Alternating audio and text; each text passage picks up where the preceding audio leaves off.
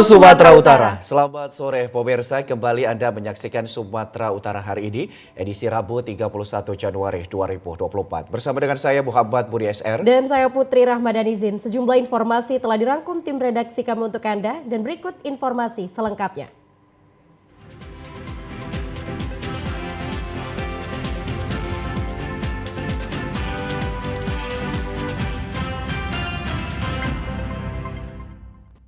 Pemirsa, informasi sore ini diawali dari petugas gabungan Polda Sumatera Utara kembali menggerebek lokasi yang disinyalir sebagai tempat peredaran narkoba dan perjudian. Dalam penggerebekan tersebut sebanyak 15 orang diamankan dan setelah dilakukan tes urin semuanya positif narkoba. Tim Satgas Gakum Narkoba Polda Sumatera Utara kembali menggerebek perkampungan di kawasan Kecamatan Medan Sunggal yang disinyalir sebagai tempat peredaran narkoba dan perjudian pada Senin sore. Kombes Pol Hadi Wahyudi mengatakan sebanyak 15 orang diamankan, 2 diantaranya perempuan. Hadi menyebut bahwa setelah dilakukan tes urin ke 15 orang tersebut positif menggunakan narkoba. Hadi menegaskan bahwa penindakan ini merupakan komitmen Polda Sumatera Utara dalam memberantas peredaran narkoba di wilayah Sumatera Utara.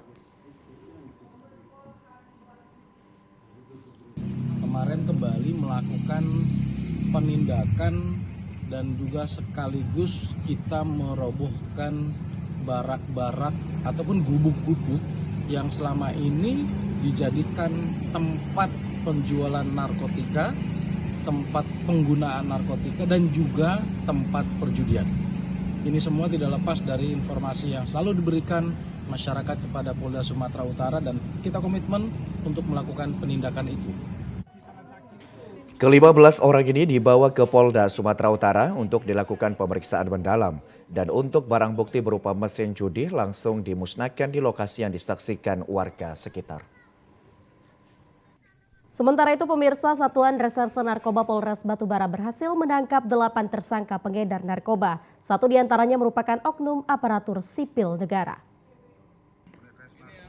Para tersangka ditangkap di sejumlah tempat yang berbeda di wilayah hukum Polres Batubara yang dipimpin Kasat Narkoba Polres Batubara AKP Ferry Kusnadi. Kapolres Batubara AKBP Taufik Hidayat Taib menyebut penangkapan 8 tersangka ini dilakukan dalam kurun waktu 2 pekan terakhir.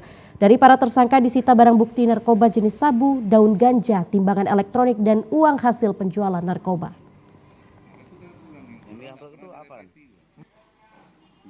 Ada salah satu ASN atas nama Indra Pauji, ya, Indra Pauji. Nanti kita akan dalami, akan kita kembangkan.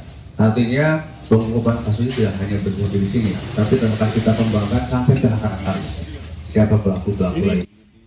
Kapolres Batubara menyebut jajarannya siap memberantas narkoba hingga ke akar-akarnya.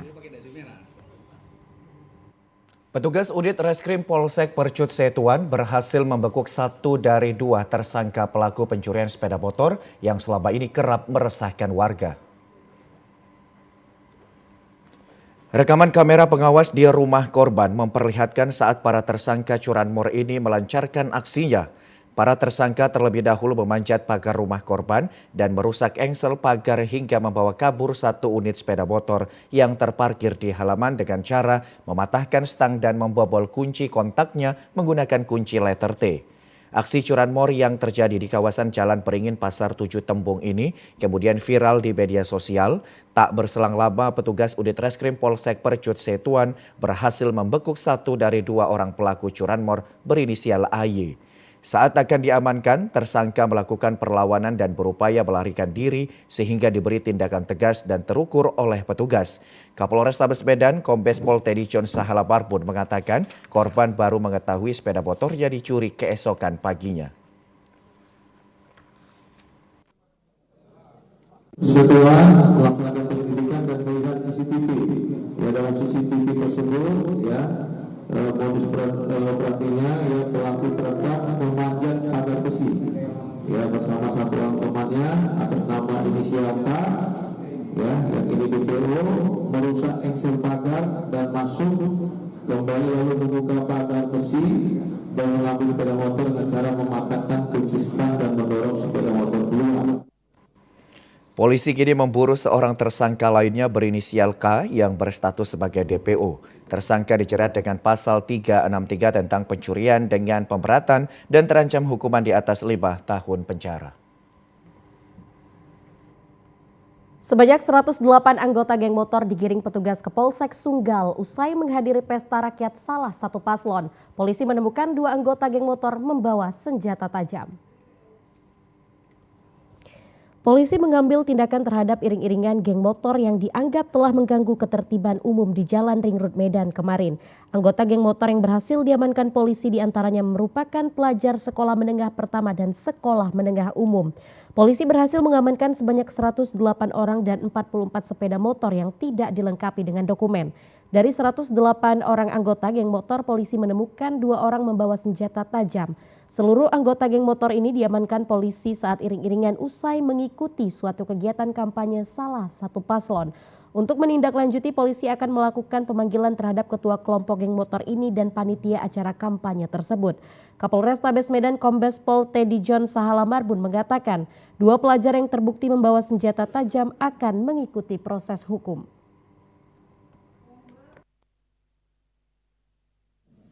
Polsek Sunggal berhasil mengamankan 44 sepeda motor yang setelah dilakukan pengecekan tidak dilengkapi dengan dokumen, dan juga mengamankan 108 geng motor dari 108 itu kita berhasil mengamankan 2 orang yang membawa sajam kita akan kenakan undang-undang darurat undang-undang anak, dan kita juga akan memanggil panitia penyelenggara. Polsek Sunggal telah melakukan penilangan kepada sepeda motor milik anggota geng motor yang tidak memiliki dokumen lengkap dan polisi memulangkan anggota geng motor ke daerahnya masing-masing. Di antaranya adalah Kota Medan, Binjai, dan juga Langkat. Kita beralih ke informasi lain, pemirsa. Beberapa unit ruko di Jalan Lintas Sumatera, Kota Cikampak, Kecamatan Torgamba, Kabupaten Labuhan Batu Selatan ludes terbakar pada Selasa 30 Januari 2024. Kebakaran terjadi sekitar pukul 20 waktu Indonesia bagian Barat. Api diduga berasal dari ruko yang menjual kopi dan makanan. Namun karena sebagian material terbuat dari papan sehingga api cepat membesar dan menjalar ke ruko yang berada di sampingnya. Dinas Pemadam Kebakaran Labuhan Batu Selatan mengerahkan 4 unit mobil damkar untuk memadamkan api. Meski sedikit terhambat diakibatkan ramainya masyarakat serta lokasi tepat di pinggir jalan lintas, akhirnya api dapat dipadamkan. Dalam insiden kebakaran tersebut belum diketahui korban jiwa maupun kerugian material. Pemirsa, informasi lainnya akan kami hadirkan usai jeda pariwara berikut ini. Tetaplah bersama kami di Sumatera Utara hari ini.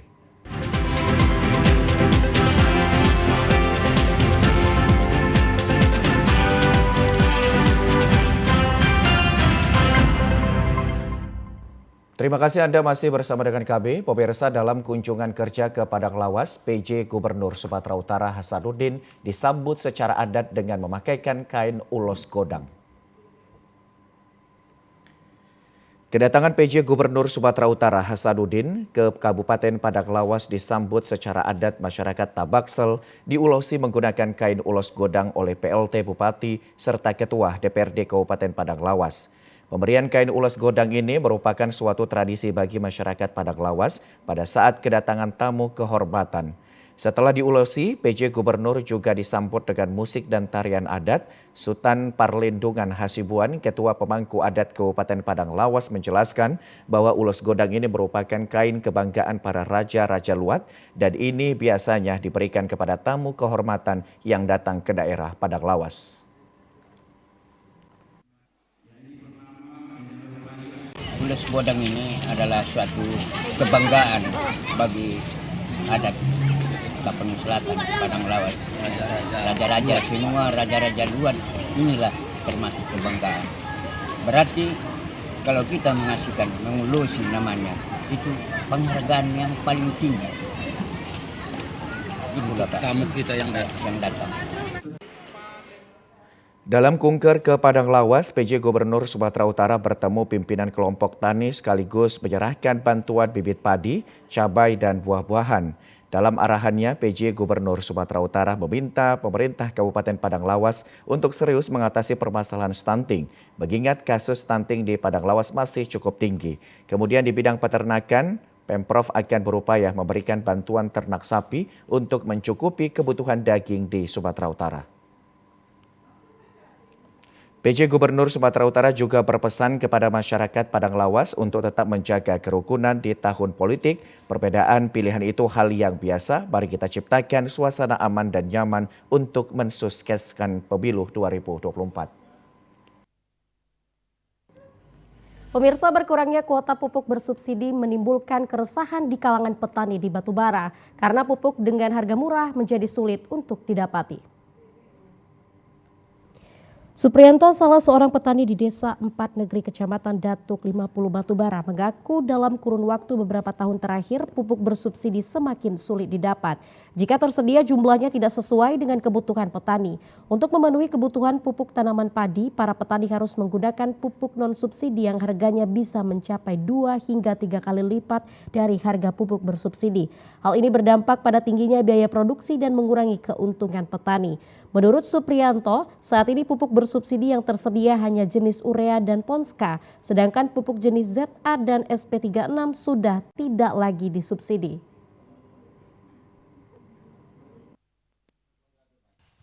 Ada 3 tahunan lah, 4 tahunan. Parah-parahnya kapan Pak? Tahun ini Pak? Ya udah mulai semenjak dikurangi itu ZA sama SP36 itu tak ada. Terus tak ada. Yang ada cuma urea sama ponska. Jadi solusinya Pak, petani Pak? Menggunakan pupuk apa Pak? Beli non subsidi, harganya selangit, mahal. Non subsidi, kalau pakai subsidi non subsidi, tak ada lagi untungnya petani. Tinggallah damennya. Adanya pengurangan kuota pupuk bersubsidi dibenarkan salah seorang pemilik kios pupuk bernama Hatma. Menurutnya kuota pupuk bersubsidi untuk tahun 2024 ini berkurang hampir 50% dari tahun 2023. Tinggal 2 item, yaitu urea sama NPK Poska. Kalau yang sudah tidak disubsidi? Yang tidak disubsidi SP36 sama ZA. Itu sejak kapan Pak? Sejak pertengahan 2022.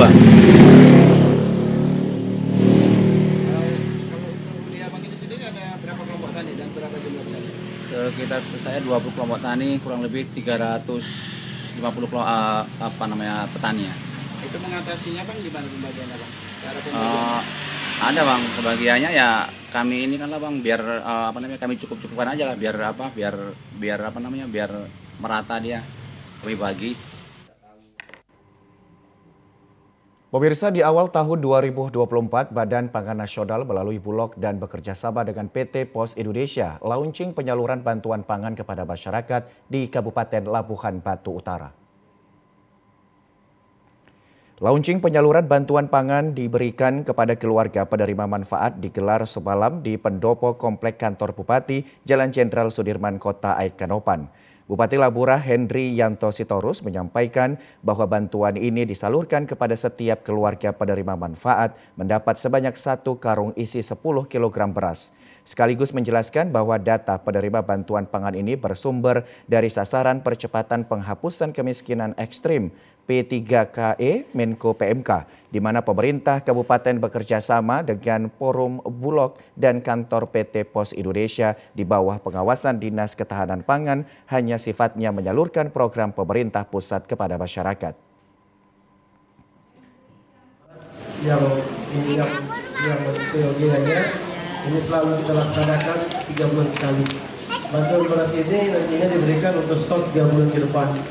Kami berharap bantuan beras ini nantinya bisa membantu masyarakat Kabupaten Labuhan Batu Utara, yang mana selama ini masyarakat adalah itu program pemerintah pusat. Sementara itu, Kepala Bulog Cabang Labuhan Batu, Eko Reditio, menyampaikan penyaluran bantuan pangan tahap pertama di tahun 2024 kepada keluarga penerima manfaat sebanyak 1.034 kakak. Sedangkan untuk penerima bantuan cadangan pangan di Labura mencatat 27.000 kakak. Terbagi di 8 kecamatan dengan total bantuan beras sebanyak 270.480 kilogram. Ini berjalan selama 3 bulan, tahap pertama, kemudian nanti 3 bulan lagi sampai tahap kedua. Jadi ada total 6 bulan yang akan kita bagikan. Mudah-mudahan dengan adanya program dari pusat ini, Badan Pangan Nasional ini, masyarakat bisa terbantu mengurangi beban pengeluaran rumah tangganya, karena kita langsung bagikan berasnya. Penyaluran bantuan ini juga berlangsung di setiap kantor PT Pos Indonesia yang ada di Kecamatan Selabura. Pemirsa, sementara itu sejumlah bahan pokok mengalami kenaikan di pasar tradisional Kota Medan dalam sebulan terakhir. Kenaikan harga ini dipicu stok di gudang yang kosong. Jenis bahan pokok yang mengalami kenaikan harga diantaranya beras, minyak goreng, tepung, dan gula pasir. Salah seorang pedagang kelontong di Kota Medan, Reski, menjual beras eceran dengan harga Rp15.000 per kilogramnya. Sebelumnya dijual Rp13.000. Untuk beras jenis premium 5 kg dijual dengan harga Rp75.000, sebelumnya Rp72.000. Ukuran 30 kg dijual Rp450.000, sebelumnya Rp440.000. Selain harga beras, bahan pokok lainnya yang mengalami kenaikan adalah minyak goreng curah dengan harga Rp16.000 per kilogram. Sebelumnya dijual Rp14.000. Harga gula pasir dijual Rp18.000 per kilogramnya, sebelumnya Rp14.000. Sementara untuk tepung dijual dengan harga Rp10.000 per kilogramnya, sebelumnya Rp8.000.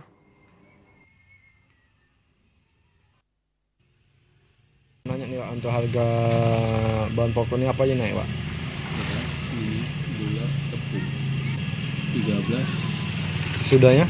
15, Terus untuk minyak sendiri per kilo berapa? 14, sekarang 16. Kalau gula? Gula 14, sekarang 18. Terus ya. Itu lah beras yang per goni itu Pak, berapa tuh Pak naik Pak? Kalau yang 5 kilo naik 3.000 per goni. Tak kunjung diperbaiki, warga Martopotan, Kecamatan Sungai Kanan secara swadaya memperbaiki jalan provinsi penghubung 2 kabupaten, yakni Labuhan Batu, Padang Lawas. Perbaikan jalan provinsi yang menghubungkan Kabupaten Labuhan Batu Selatan dengan Kabupaten Padang Lawas Utara dilakukan warga secara bergotong royong. Sebelumnya jalan lintas tersebut mengalami kerusakan yang sangat parah, serta banyak terdapat lubang di badan jalan sehingga membahayakan pengendara. Terutama saat melintas ruas jalan tersebut pada malam hari, kondisi ini membuat warga berinisiatif untuk melakukan perbaikan jalan agar tidak ada lagi korban kecelakaan pengendara yang melintas. Salah seorang tokoh masyarakat lingkungan Martopotan, Panaluan Siregar, mengatakan perbaikan jalan provinsi tersebut sebab masyarakat peduli serta prihatin karena banyaknya terjadi kecelakaan, sehingga masyarakat mengambil inisiatif untuk bergotong royong memperbaiki jalan tersebut.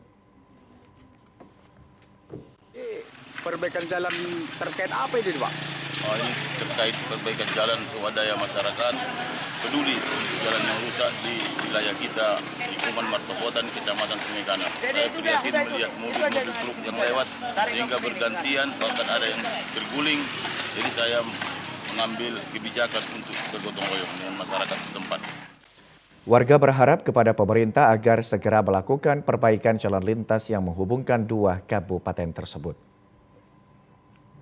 Pemirsa, warga Desa Manunggal, Deli Serdang, Sumatera Utara menemukan sesosok jasad wanita lansia di bantaran Sungai Deli. Diduga wanita tersebut terpeleset ke sungai dan terbawa arus saat hendak mandi. Warga di bantaran Sungai Deli, Jalan Inspeksi Bantenan, Desa Manunggal, Kecamatan Labuhan Deli, Kabupaten Deli Serdang menemukan jasad seorang wanita lansia di bantaran sungai. Salah seorang warga yang mengenali jasad tersebut langsung menghubungi pihak keluarga yang kehilangan orang tua sejak Senin pagi.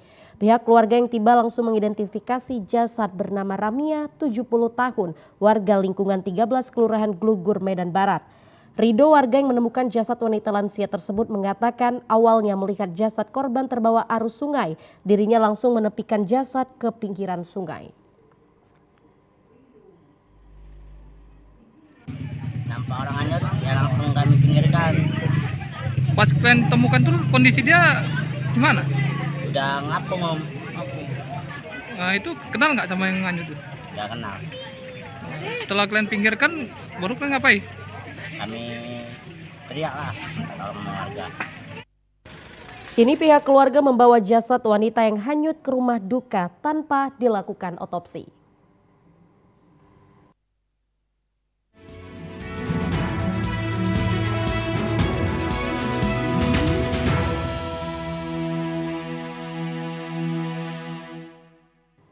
Pemirsa, Badan Pengawas Pemilu Kota Medan menetapkan pengurus PGRI Kota Medan yang mengarahkan guru untuk mendukung salah satu pasangan calon presiden terbukti melanggar peraturan perundang-undangan tentang netralitas ASN. Komisioner Bawaslu Kota Medan Fahril Syahputra kemarin mengatakan Bawaslu Kota Medan sudah memeriksa 6 orang yang terdapat dalam video viral tersebut dan memeriksa keaslian dari video yang diambil saat mengadakan konferensi PGRI 2024. Selain itu juga memeriksa 6 orang pelapor, saksi, serta berbagai bukti seperti notulen dan absensi rapat. Dari hasil pemeriksaan, Bawaslu Kota Medan menyatakan rekaman tersebut benar terjadi di mana salah satu oknum PGRI Kota Medan berinisial AY yang menjadi pembicara dalam video memberikan arahan untuk mendukung salah satu pasangan calon presiden. Bawaslu Kota Medan memutuskan kasus video tersebut telah melanggar peraturan perundang-undangan tentang netralitas ASN. Dari hasil pengumpulan hasil alat klarifikasi, alat bukti yang kami kumpulkan seluruhnya, maka pada hari ini kami memutuskan bahwasannya terhadap 3 berkas. Yang pertama itu tentang temuan yang ditangani Bawaslu Kota Medan, kemudian 2 laporan dari Bawaslu RI dan Bawaslu Sumut, yang dimana bahwasannya kasus video viral tersebut telah melanggar tentang peraturan dan perundang-undangan lainnya, yang dimana tentang netralitas ASN. Dan hari ini Bawaslu Kota Medan telah memutuskan dan akan merekomendasikannya ke KASN. Nantinya pihak Bawaslu Kota Medan akan memberikan rekomendasi hasil keputusan kepada Komisi Aparatur Sipil Negara Kota Medan. Pemirsa, jelang pemilihan umum 14 Februari 2024 mendatang, Dinas Kependudukan dan Catatan Sipil Kabupaten Langkat gencar melakukan perekaman EKTP ke sekolah dan pelosok desa. Perekaman ini dilakukan dengan cara mendatangi langsung warga desa dan pemilih pemula. Berdasarkan data Dinas Kependudukan dan Catatan Sipil Kabupaten Langkat, sebanyak 11.000 orang lebih warga Langkat yang belum melakukan perekaman kartu tanda penduduk. Menyikapi hal tersebut, Dinas Kependudukan dan Catatan Sipil Kabupaten Langkat harus bekerja ekstra keras dan harus jemput bola dengan cara mendatangi langsung warga Langkat dan para pemilih pemula untuk perekaman EKTP. Ditambah lagi akan masuknya tahun politik yang nantinya banyak para pemilih pemula untuk menggunakan hak suaranya. Berbagai upaya telah dilakukan Dinas Kependudukan dan Catatan Sipil karena Kabupaten Langkat memiliki wilayah yang sangat luas. Salah satunya adalah dengan cara mendatangi masyarakat dan para pemilih pemula di masing-masing sekolah yang ada di Kabupaten Langkat. Kepala Sekolah Madrasah Alia Siti Juliah Kecamatan Secanggang Erwindra mengatakan perekaman EKTP oleh Dinas Catpil dengan mendatangi sekolah merupakan hal yang sangat baik dan membantu para pemilih pemula agar tidak jauh-jauh datang ke kantor Catpil. Ya, menurut saya ini sangat menyenangkan dan sangat membantu ya bagi siswa-siswi kami yang harusnya susah-susah ke Catpil lagi, ini nggak payah lagi, ini sudah datangi ke sekolah kami ya. Kami mengucapkan banyak terima kasih ya kepada seluruh tim Catpil yang mau mendata, merekam untuk pembuatan EKTP ini ke sekolah kami. Sementara itu, seorang siswa, Mahasa Fani, mengatakan sangat senang dengan datangnya Dinas Catpil Kabupaten Langkat ke sekolah karena para siswa bisa memiliki EKTP tanpa harus bersusah payah dan gratis.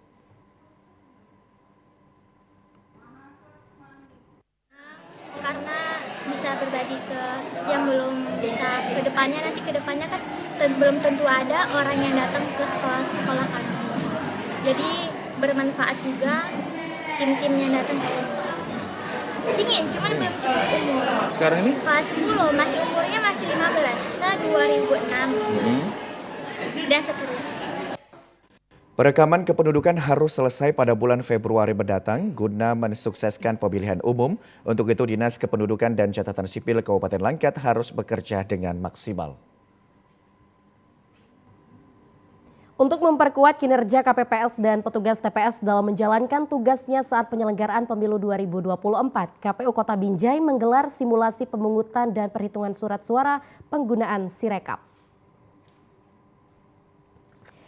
Kegiatan ini dilaksanakan di lapangan sepak bola Kebun Lada, Jalan Proklamasi, Kecamatan Binjai Utara, Kota Binjai, tepatnya di TPS 007 kemarin siang.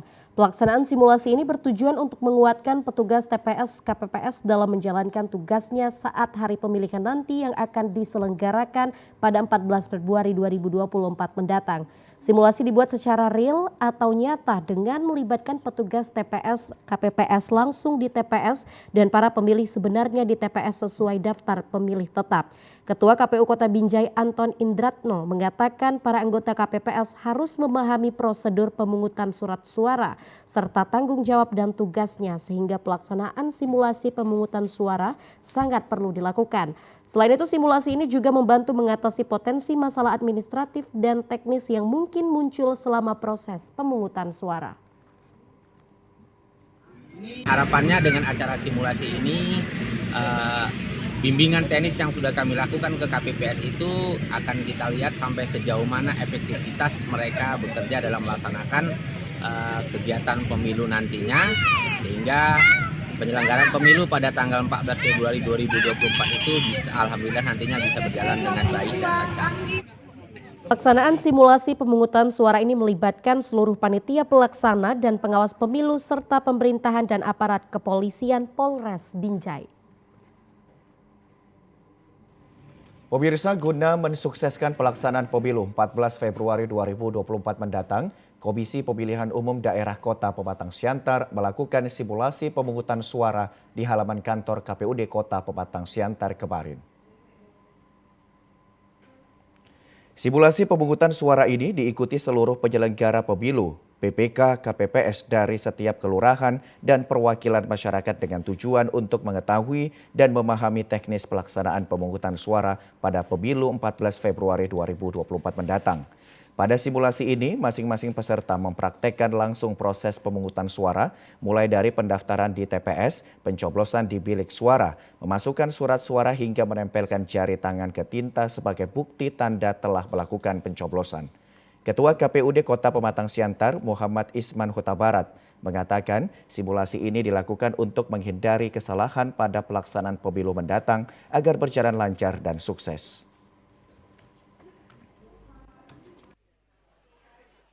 Untuk saat ini pesertanya kita dari PPK Kecamatan Sus Kota Pematang Siantar, kemudian perwakilan TPS Kota Pematang Siantar, dan nantinya kawan-kawan yang hadir akan menyampaikan hasil ini ke teman-teman penyelenggara lainnya baik di tingkat PPS maupun KPPS di Kota Pematang Siantar. Sementara pada simulasi pemungutan suara ini, para pemilih disabilitas pada saat pencoblosan di bilik suara diperbolehkan didampingi oleh keluarga maupun petugas KPPS. Namun sebelumnya terlebih dahulu menandatangani surat permohonan pendamping. Pemirsa, kita beralih ke informasi lainnya. Untuk mendorong masyarakat desa dalam pengembangan ekonomi kreatif, pemerintah desa Simalagi Kecamatan Huta Bargot, Mandailing Natal, Sumatera Utara memberi pelatihan hingga menciptakan industri rumahan produksi sepatu berbahan dasar kulit.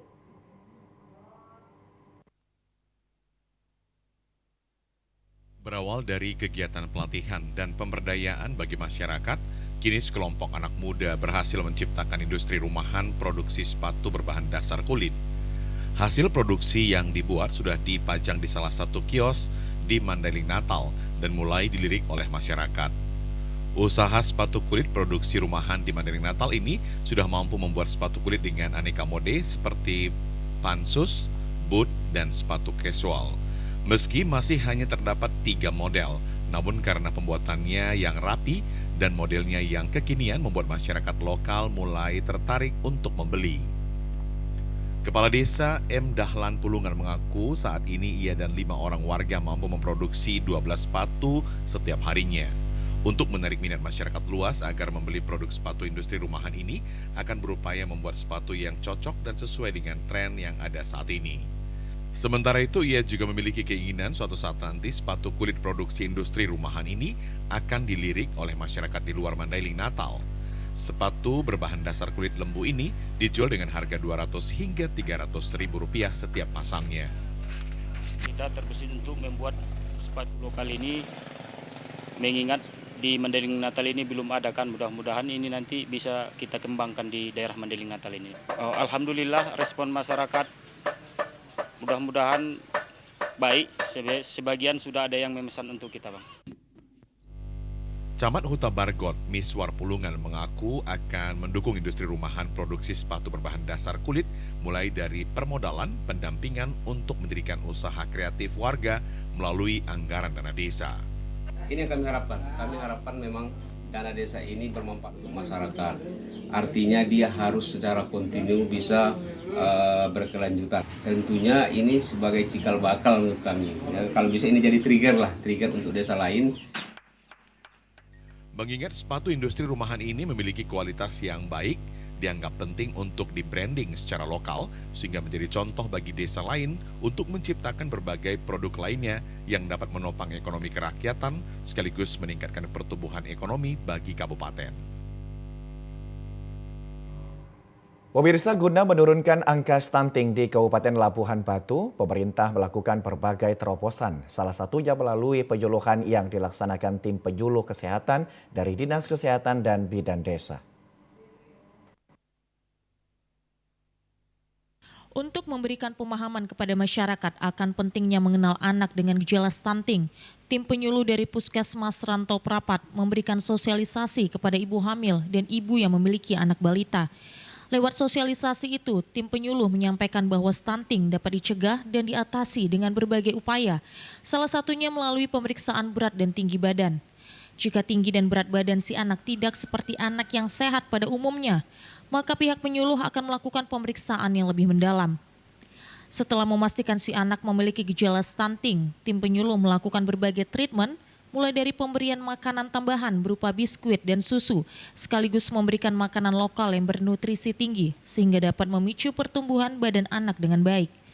Untuk mempercepat proses pertumbuhan anak yang dinyatakan stunting, bidan puskesmas dan petugas gizi akan memberikan makanan lokal yang sudah diolah di dapur sehat milik Dinas Kesehatan.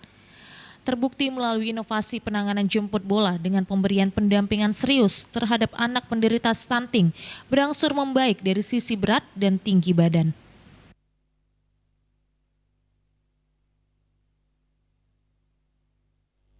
Data balita stunting dapat kita peroleh dari posyandu yang kita dapat dari tim gizi yang mungkin bisa kita pantau dari pertumbuhan dan pertambahan berat badan si balitanya.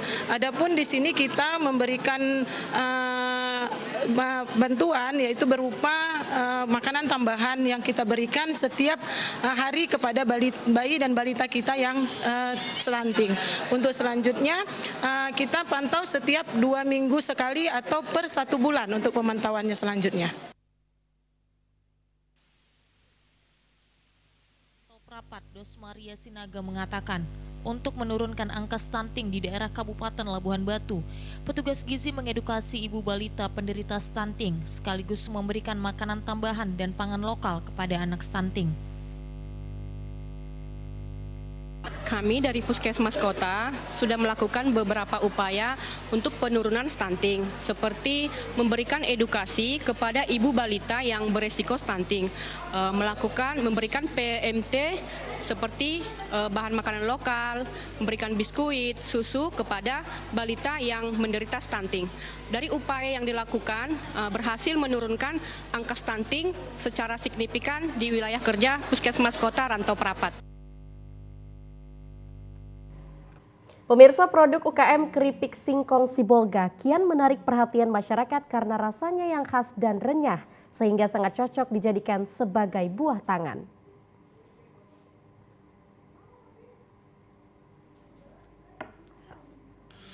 Keripik singkong Sibolga saat ini sudah menjamur di kota Sibolga karena tingginya permintaan dari masyarakat lokal dan juga daerah lain. Yang membedakan keripik singkong Sibolga dengan keripik singkong lainnya adalah karena dicampur dengan ikan teri asal kota Sibolga yang cukup terkenal dari Sumatera Utara. Keripik singkong Sibolga pada umumnya diolah menjadi keripik singkong balado, di mana bumbunya terbuat dari cabai dan gula merah serta ikan teri. Keripik singkong Sibolga terdapat beberapa ukuran mulai dari plastik kecil dengan harga Rp5.000 hingga Rp50.000. Pelaku usaha keripik singkong Adriana Arita mengaku bahan baku singkong didatangkan dari daerah lain sekitar Sibolga, sedangkan ikan terinya khas buatan Sibolga. Dalam sehari ia bisa menjual secara langsung kepada pembeli yang datang mencapai 10-15 kg. Sedangkan permintaan dari daerah lain bahkan luar provinsi juga selalu ada, dan hal inilah yang membuat geliat UKM keripik singkong asal Sibolga semakin berkembang. Dari ubi, terus ada ubi itu dikupas dulu, barulah dicuci, baru diparut. Habis diparut kan digoreng, habis digoreng dikeringkanlah minyaknya. Habis dikeringkan minyaknya barulah disambal. Disambal dimasukkanlah di sini, baru ditunggulah sebentar. Habis dingin dia baru diisi di plastiknya. Bu, satu hari itu bisa menjual berapa kilo, Bu? Paling-paling lah ada 10 kilo, ada 15 kilo kayak gitu loh. Adi selaku pembeli mengaku mengetahui keripik singkong Sibolga dari media sosial dan setelah mencicipinya merasa sangat cocok dijadikan oleh-oleh. Soal harga juga sangat terjangkau dan terdapat aneka ukuran sehingga pembeli bisa memilih dengan aneka ukuran.